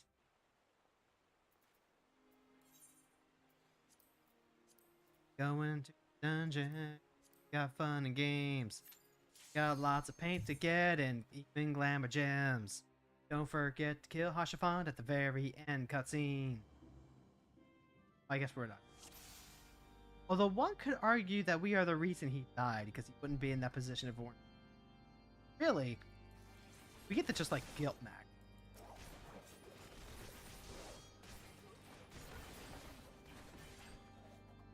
As a reminder, chat, we will not be streaming tomorrow because tomorrow is a therapy day.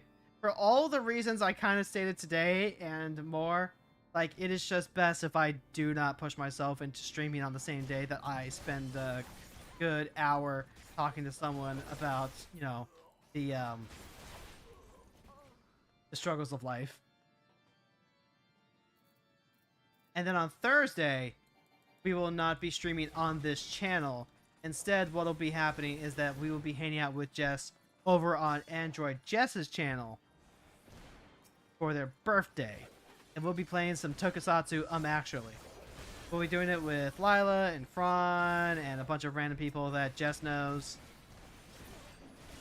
So, like, if you ever want to see me, like, you know, hang out with people besides Fran, go on and tune in for that.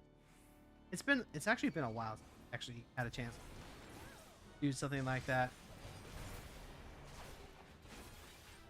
We haven't, like, we haven't dropped any plans to, like, do more Night Rain stuff with wife. But that's also, like, very wife dependent. Very dependent on my wife being able to have the energy to do the streaming stuff. And it just kind of has not been the sphere of plans.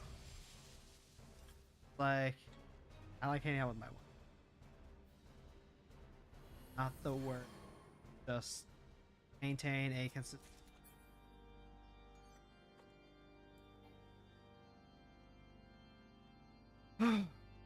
Also, chat, if you are also dealing with perpetual anxiety, don't forget to turn slow tigers into fast tigers. It helps so much. Really, it might be temporary relief. It might be long-term relief. I don't know your body the way you do, but yeah, just something that helps. And if you don't know what I'm talking about, well then there's like a method to relieve tension from your body, where you actually just like you take a big breath and you hold it for like 20-30 seconds while you tense up your body, scrunch up as hard as you can while holding your breath, and then you just stop. You just stop, you let go, you let your body relax, and it just kind of helps your body try to process that, hey, danger is gone, there's no threats here, everyone's safe, everyone's cool. Actually, you know what? I might need to do that here myself. Let me demonstrate by example.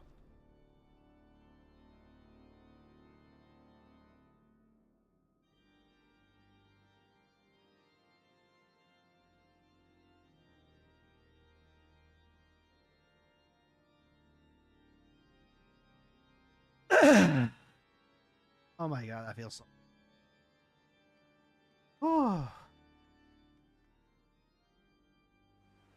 Turn a slow tiger into a fast tiger with this one weird trick. Thank you, Tumblr. You've done it yet again. Oh god. It does come with the downside of being just a wee bit lightheaded. But like I can actually yawn now. And like, you know what? That's a much better place to be than before. Okay. So, anyway. Anyone going to see Doom soon?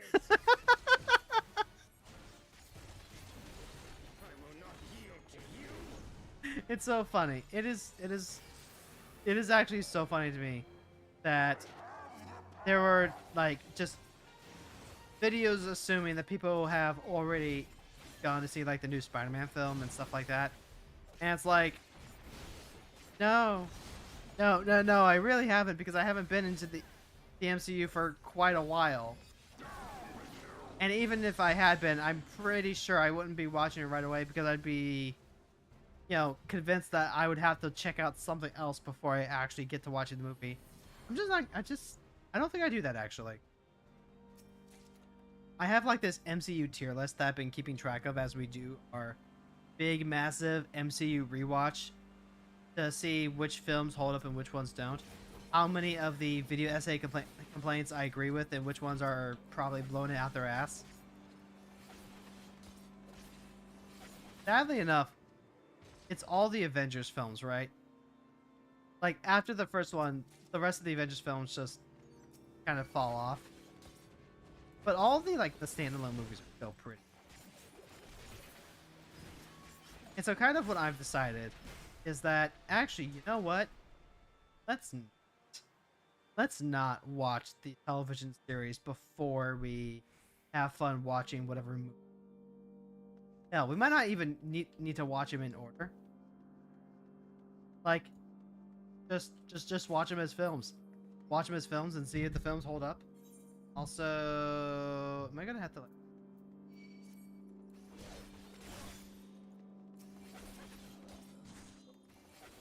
More, please, please in the correct direction. And like, I feel like that is just gonna make some of the viewing experiences worse. Like, the whole big thing about the MCU is the fact that the MCU's got like the whole interconnected thing.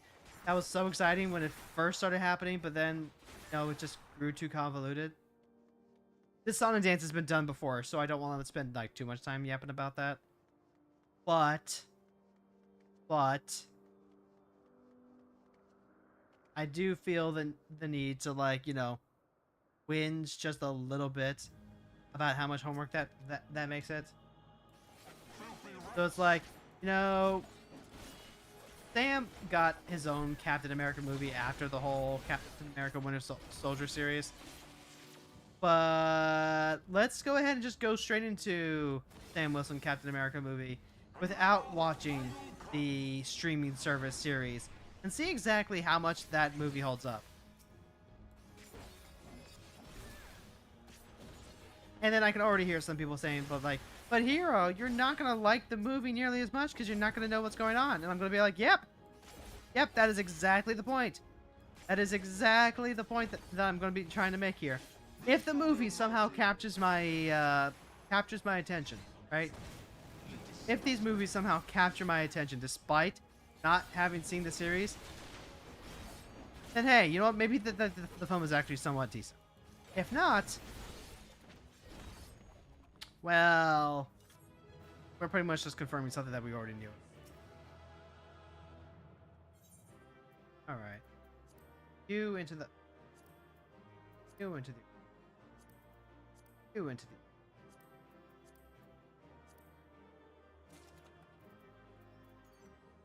Or do you?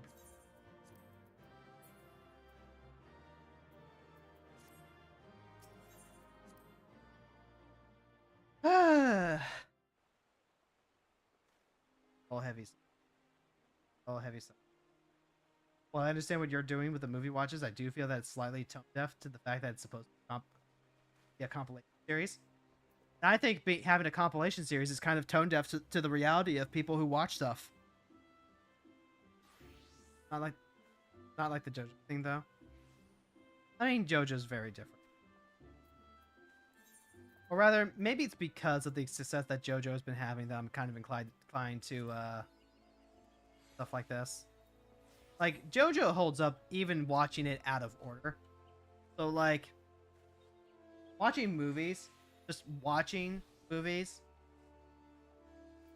unless it's, like, very explicitly a sequel to something, even then, though, right? Because you can watch a sequel without necessarily having seen the first. A lot of these sequels tend to be, like, self-contained. You have an issue with stories? No, I have an issue with the type of story they're trying to tell in the medium.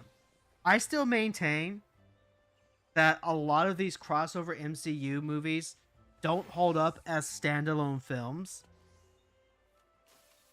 And, like, they're not supposed to. They're supposed to be, like, bridge films. But that's also part of why I don't think they're good films. Or rather, you know, if you're trying to avoid the binary of, like, good film versus bad film, I feel like they lose a lot of what makes them fun and compelling to watch and engage with because they're just bridge films and they're not, like, standalone stories. They don't stand on their own. Therefore, they're leaning on everything else around them too much as a crutch. And that kind of just makes them a waste.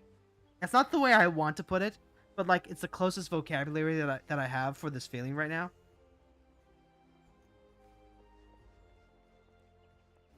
Wondrous Tales turning in. Okay, as long as you're saying you know they're not written with the intent to be standalones, then yeah, you all good. At that point, it's just opinion and taste. I mean, it was always opinion and taste, right? Like, I know what these films are, and I know what they're trying to be. They're not trying to be high-minded, you know, philosophical thrillers. But it isn't. But it's. I think the issue that I had after Infinity War Saga wrapped up is still carrying over, right? Like, I was having such a good time watching things like Guardians and watching Winter Soldier. Like, even if you come into I feel like if you were to watch Captain America Winter Soldier by itself without having watched the first one, without necessarily having watched the first Avengers film, you can still watch it and have a generally fun time. Civil War relies too much on everything that comes before it, and worse than that for me in particular, it brings up ideas that it has no intent on actually having as a discussion. And what I mean by that is it has ideas that it uses as set dressing, and that's fine in a vacuum. But the reality is that the film does not exist in a vacuum, right? Like Civil War was ostensibly an adaptation of a somewhat popular, if not at least like big, well-known storyline. Like from what I've read, and I did read it's the Civil War comic, right? I did read the actual like crossover event comic that Civil War was. Civil War is not what I would call a quality comic storyline. I think I don't particularly enjoy how Cap was written in that. Oh, hey. One Blue Mage their way up there, it looks like.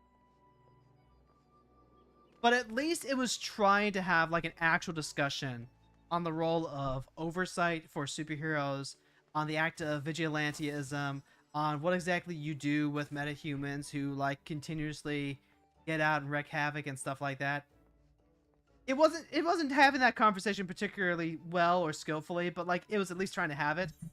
Civil War uses it as set dressing because it knows that's what fans want to see without actually like going into any deeper detail on the subject matter. It's using it as fan appeal without providing any sort of substance. And that's the thing that I really, really don't like about these crossover movies after the original Avengers.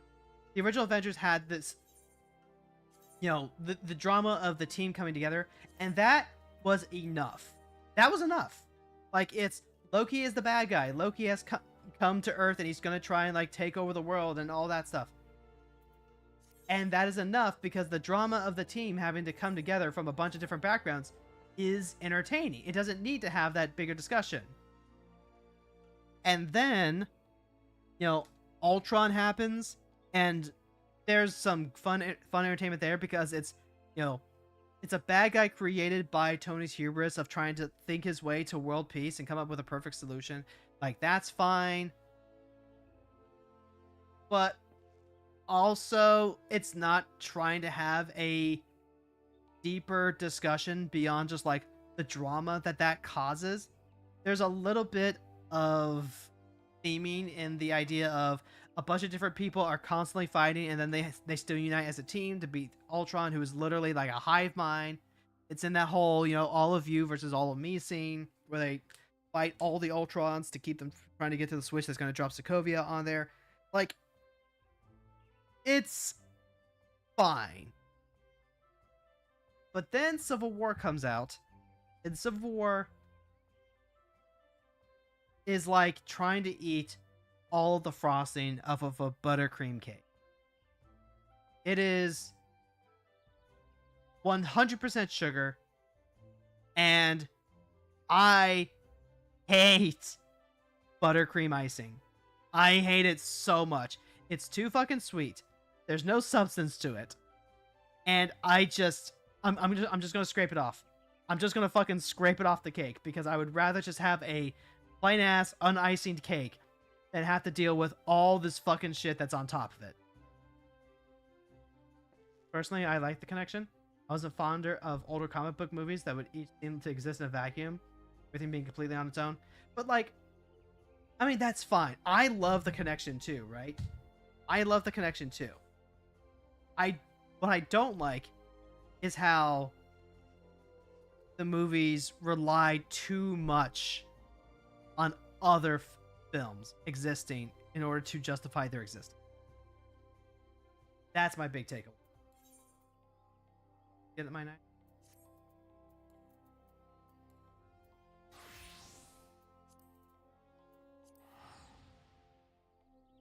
I'm with Lucky on this. I mean, look, don't get it twisted. I'm not saying I hate crossovers.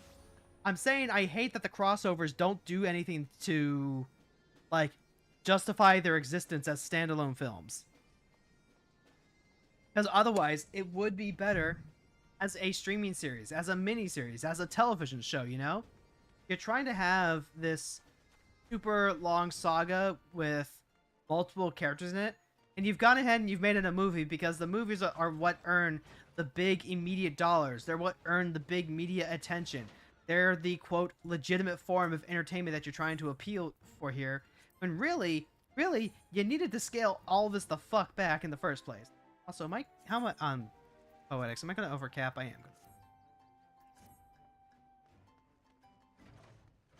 Fair take. Something seemed to over rely on having prior knowledge of previous films or TV series. That's what I'm saying. That's what I'm saying. Like, if they could just do quick character introductions, right? Like, you've got your quick character introductions. These are Marvel heroes, right? Even if it's only just the most popular ones, like, they're popular enough in the zeitgeist that most people don't need an origin story introduction to these characters. You just have to do this like, you know, like you're doing a first film real quick, right? You give the character a scene that just exemplifies who this character is. And the audience is smart enough to shorthand that into, okay, that's what this character is like. That's who this character is. It doesn't matter if they, you know, if they know the exact origin stories of everything like that. You can reference older stuff. I'm not even saying that you can't do that, right? You gotta have enough substance on your own as a standalone film. But they do that a lot. That's not the point, though. I'm not saying whether or not they do that. I'm saying that you can't just. Oh god, I'm gonna need a second, or I'm gonna crash out. I can get the reward.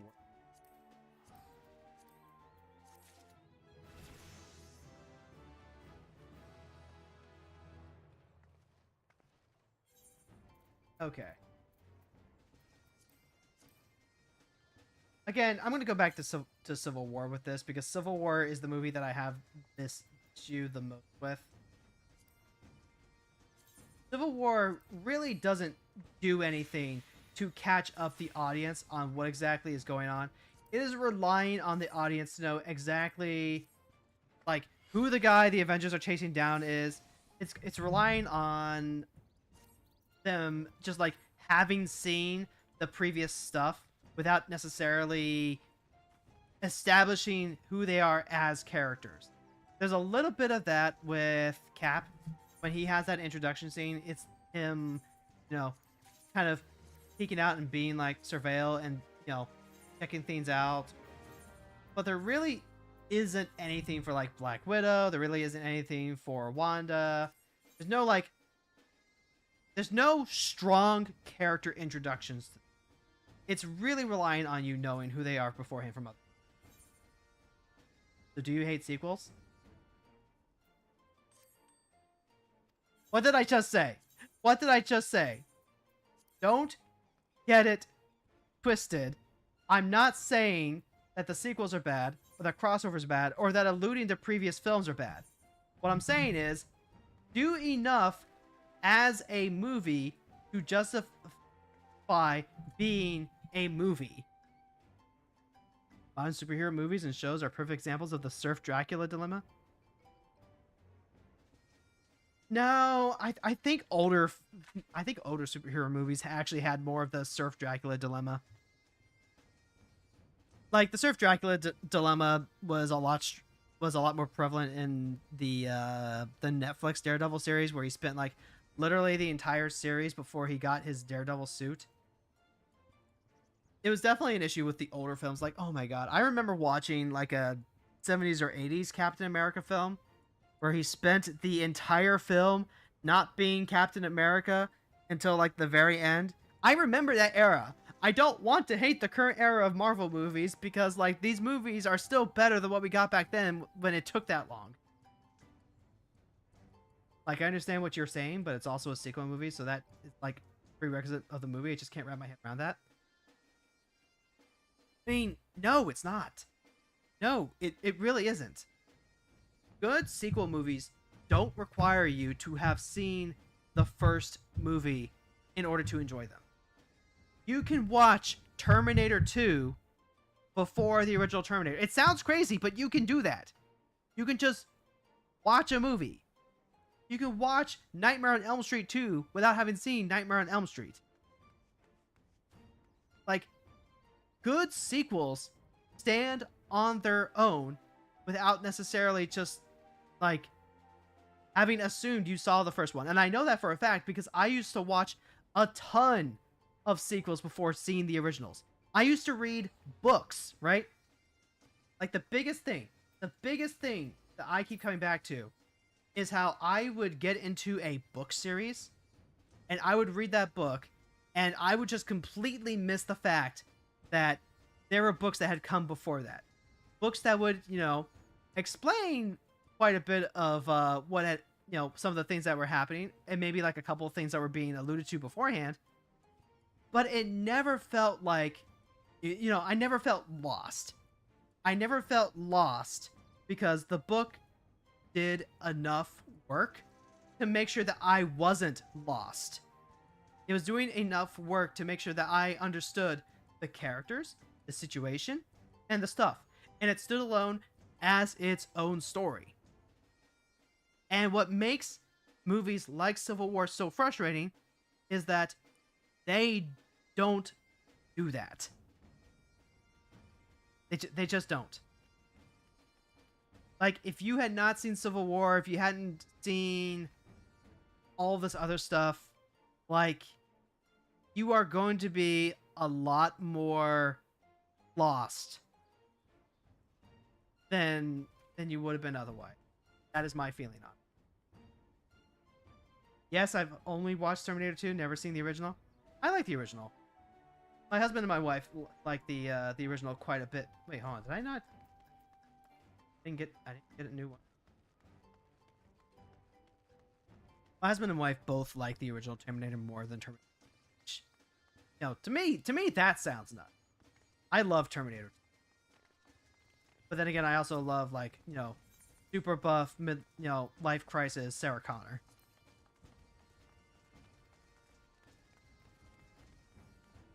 Yeah, we got no frontline. I'm pretty much not gonna have time for anything. Got like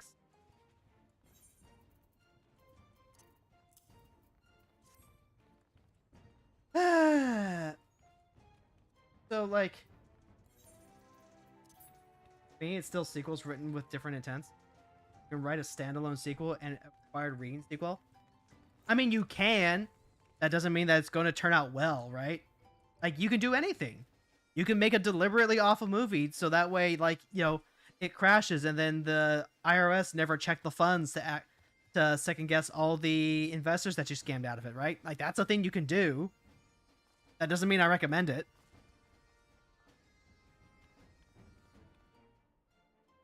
As an 80s kid, I just wasn't into live action stuff, so there's a lot of so-called iconic 80s films I've never seen.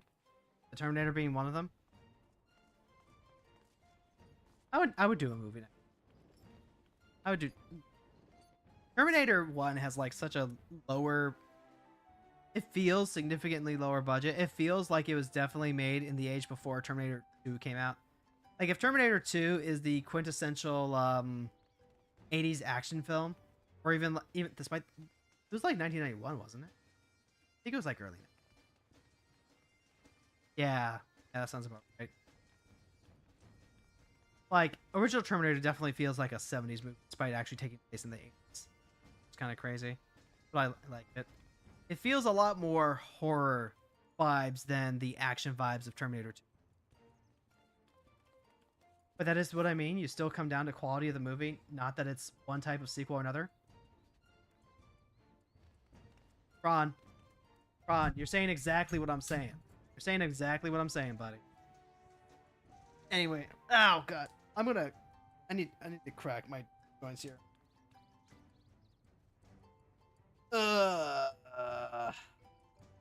Like, this whole conversation has been more or less, here's why films like Civil War aren't doing it for me, and these are my frustrations with them. It's never been about, being a sequel. It's never been about, like, strictly speaking, being a crossover film or anything like that. I listed crossover. I know, but it's how it's being explained. I can't explain it. I'm sorry, buddy. I'm sorry, buddy. Unfortunately, that's just going to be ships passing in the night then. one of those things I just avoid talking about when I'm with other people in my age range. The absurd levels of shock when I say I haven't seen X is so off-putting. Real though. Real though. Like, that's an exciting thing. That's an exciting time. Like, oh my god. Like, you get to watch movies like the original Terminator. And I get to be excited for you to potentially watch movies like the original Terminator. And then here, I honestly, ideally, it would be a lot better if, like, you know, I could chill with these people in person. Like, I love sharing films and stuff that I love with people who haven't seen them for the first time. Like, that is good shit. That is good. I'm pretty sure, like, the first couple of years I spent dating my wife was just literally us showing each other anime that we were both really into and getting to show each other for the first time. Like, I get to watch my wife's reaction to watching Sailor Moon for the first time, and that's enjoyable. We get to have, like, silly little jokes. She gets to watch me watch JoJo for the first time. That's really good. Yuri on Ice is still, like, one of my top 10 because I saw it for the first time with my wife. Despite the fact that it was one of the most popular boys love series. Pretty sure. Don't actually quote me on that. I don't have any actual evidence to support that statement. My cousin literally stopped what we were doing when I told him I hadn't seen Revenge of the Nerds and to put it on. You know, I haven't actually seen Revenge of the Nerds. Like, I think I've heard like a couple of things about it, but it's all been like really vague. But like, I really that's yeah, I just haven't seen it.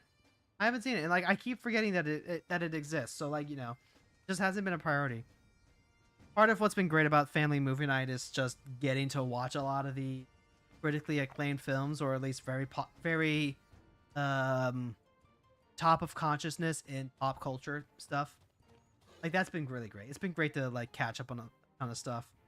Like, I'm still thinking about Clockwork Orange, right? We saw that 2, 3, maybe even 4 months ago, and I'm still thinking about it. That was a very, very good Gary Kubrick film. Anyway, we're going to go ahead and start wrapping this up. Chat, we love to pass on the love here. If you know anyone who's queer, trans, autistic, if you know anyone who's really into talking about anime and film and stuff like that, if you know anyone who's who's on the MMO grind, maybe they play card games, or maybe they just like fit the vibes. Maybe they just fit the vibes. Go ahead and hit lead the raid. We'll go ahead and raid on out. We always like to see this around the last 5 minutes of stream. If you're over on the YouTube side, thank you so much for hanging out. Really appreciate it. Really active chat today. Love that. Anyway, don't forget to like the stream if you haven't already. Subscribe. Want to see more. And then tell people about the stream if you think they'll enjoy hanging out. So much. We're going to go ahead and end the YouTube chat there. Bye-bye. Baloop. And then over on the Twitch side, we are going to go ahead and start raiding out